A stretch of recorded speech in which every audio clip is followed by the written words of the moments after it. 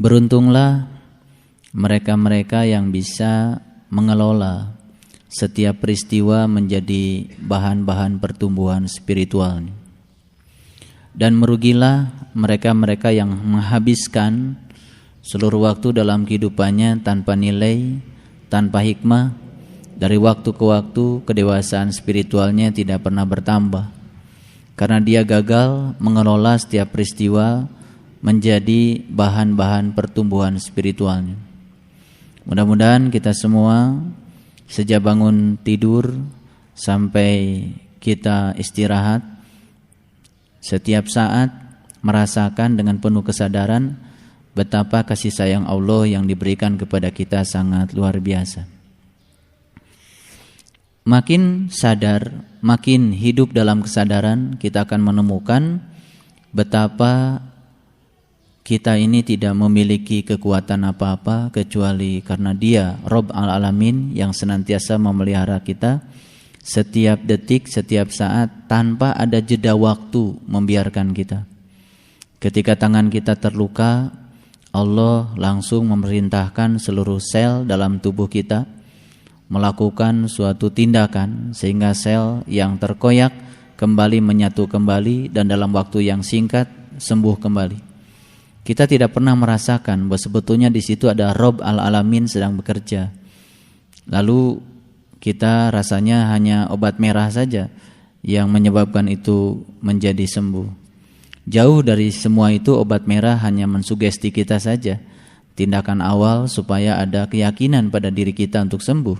Tapi keyakinan itu kemudian dijawab oleh Allah menjadi suatu kenyataan, yaitu yang disebut dengan kesembuhan. Tak bisa kita hitung satu persatu sejak kita bangun tidur sampai sekarang. Dan kita syukuri saat ini kita berada dalam keadaan sehat, penuh berkah. Karena ternyata sehat itu sangat-sangat mahal. Baru kita merasakan sehat itu mahal ketika kita harus mengeluarkan begitu banyak uang pada saat kita sakit. Oleh karena itu, kita pelihara Baitullah sejati yang ada dalam diri kita. Karena tubuh kita pada hakikatnya adalah Baitullah. Tubuh kita adalah rumahnya Tuhan. Tubuh kita adalah rumahnya Allah. Dan jangan sekali-kali kita mengotori tubuh kita, karena Allah pasti tidak akan ridho. Karena Allah menciptakan tubuh ini dengan satu tujuan, untuk menyampaikan sang jiwa yang terperangkap dalam tubuh ini sampai kepada Allah. Oleh karenanya mari kita rundukkan kepala kita sadari sepenuhnya betapa karunia Allah yang diberikan kepada kita sangat luar biasa. Kita sudah mulai bisa bersahabat dengan yang kita suka, kita juga mulai bersahabat dengan yang tidak kita suka. Sepanjang Allah suka itu terjadi pada diri kita, harus kita jadikan itu sahabat-sahabat pertumbuhan spiritual kita. Kita puji Allah bersama-sama membaca hamdalah. Alhamdulillahirabbil alamin. Semoga Allah meridhoi, memberkahi. Jauh dari semua itu, semoga ilmu yang kita dapat menjadi ilmu yang bermanfaat, yang melapangkan dada dan mengantarkan kita untuk selalu bisa kasyaf, terbuka pandangan qalbu kita kepada Allah Subhanahu wa taala, seraya menyapa semuanya dengan cinta dan kelembutan dengan membaca basmalah. Bismillahirrahmanirrahim. Dari kajian-kajian kita yang sudah sedemikian banyak, pada akhirnya kita menemukan suatu pola. Pada akhirnya kebenaran itu akan muncul dengan sendirinya. Kebenaran itu akan berdiri dengan tegak dengan sendirinya. Dan pada akhirnya puncak dari perjalanan spiritual kita itu adalah kenyamanan, kedamaian, kearifan, di mana pohon-pohon itu telah tumbuh pada diri kita. Pohon kesabaran, pohon kelapangan, pohon kebijakan, pohon kearifan, pohon cinta, pohon kasih sayang. Semakin banyak tumbuh subur pohon-pohon yang semacam itu dalam diri kita, itu menandakan bahwa kita telah mampu menjadikan segala ritual agama sebagai sarana untuk mencapai perbaikan pada diri kita. Seorang spiritualis yang bernama John Maxwell, beliau merumuskan sebetulnya ciri orang yang beriman itu, beliau rumuskan dalam satu kata yang sangat indah yang beliau sebut trust. Trust itu hurufnya ada T, ada R, ada U, ada S, dan ada T. Trust. Ya. T yang pertama adalah time. Time adalah waktu. Seseorang yang sudah sukses dalam kehidupan ini adalah orang yang sudah bisa memanfaatkan seluruh waktu yang Allah berikan padanya menjadi sarana untuk selalu menjadikan dirinya lebih baik, bermanfaat untuk dirinya dan bermanfaat untuk orang banyak.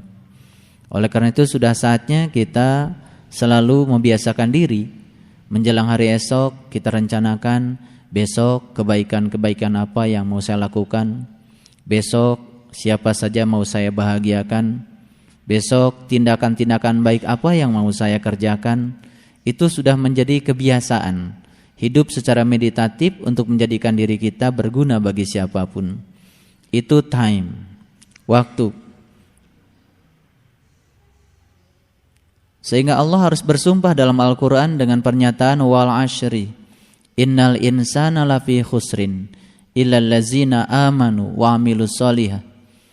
Di ayat itu dikatakan sesungguhnya seluruh manusia itu berada dalam kerugian kecuali orang yang beriman dan beramal soleh. Iman dan amal soleh itu terlalu formal kalau menurut saya. Bagi kita yang sudah mencapai tingkat kedewasaan tertentu, iman dan amal soleh sudah tidak lagi dilihat dari upacara keagamaan, tapi iman dan amal soleh dilihat dari banyaknya pohon-pohon yang tumbuh tadi. Pohon kebijakan, pohon kesabaran, pohon kelapangan, itu tandanya iman.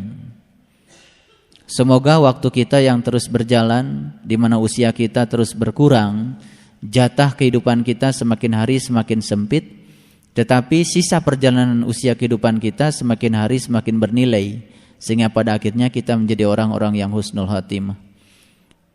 Time.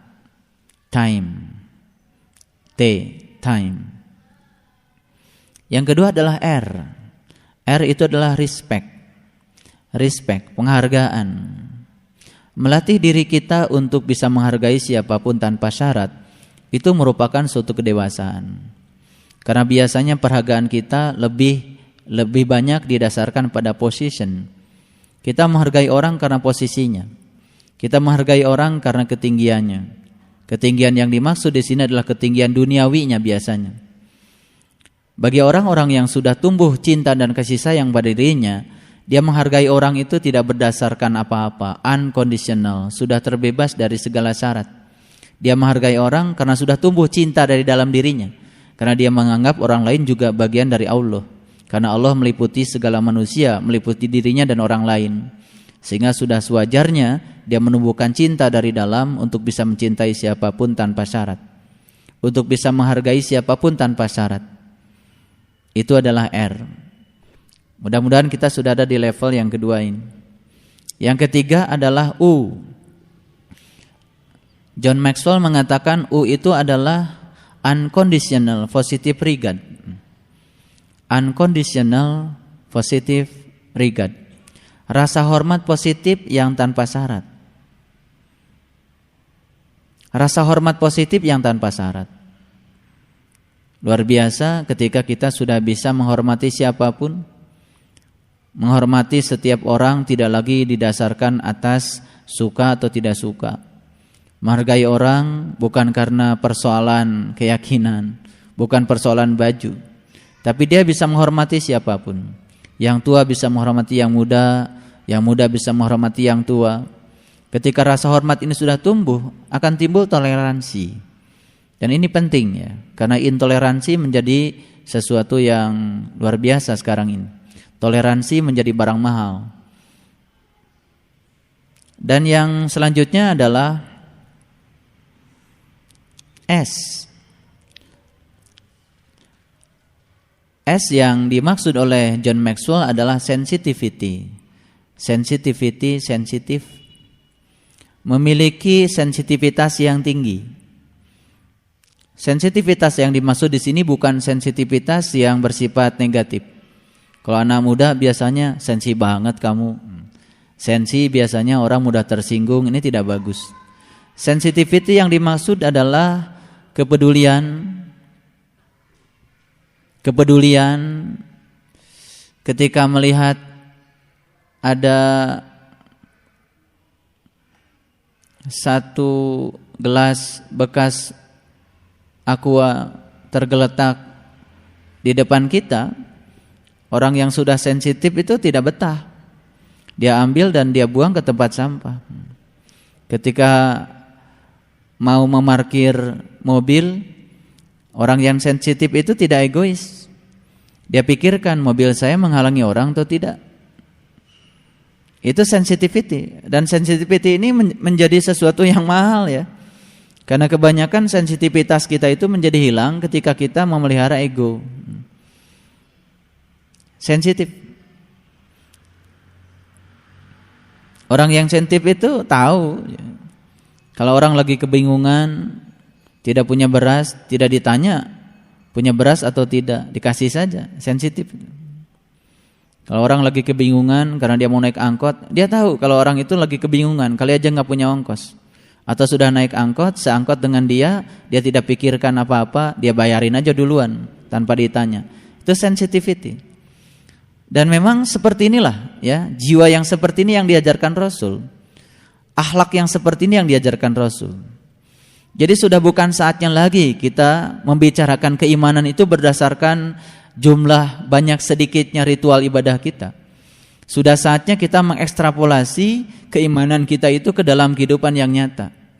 Jadi ukurannya seperti tadi, time, kemudian respect, unconditional positive regard, sensitivity, dan yang terakhir adalah T. John Maxwell mengatakan T ini adalah touch, sentuhan. Sentuhan tidak selalu beradu fisik ya. Sentuhan itu bisa senyuman, bisa pencerahan, bisa apa saja yang membuat orang lain menjadi nyaman. Jadi pantas kalau Rasul mengatakan berbahagialah seseorang yang rumahnya dirindukan tetangganya. Ini touch. Ya, touch, sentuhan. Kita bisa merasakan orang yang sentuhannya lembut. Yang dimaksud dengan sentuhan lembut bukan sentuhan fisik saja. Ya. Kadang-kadang saya cuma salaman kemudian menepuk-nepuk punggung sahabat kita, saudara kita, ternyata timbul semangat dan merasa bangga karena dia dimotivasi. Itu touch, ya. Nah ini harus dipelajari ya, harus dipelajari. Ternyata ketika kita mendidik anak juga perlu touch. Berdakwah juga perlu touch. Ya. Jadi sentuhan ini penting ya. Ternyata ketika kita punya niat baik tapi touch-nya itu kurang baik, kadang-kadang tidak menjelma ya menjadi kenyataan niat baik kita. Karena ini persoalan metodologi. Sentuhan.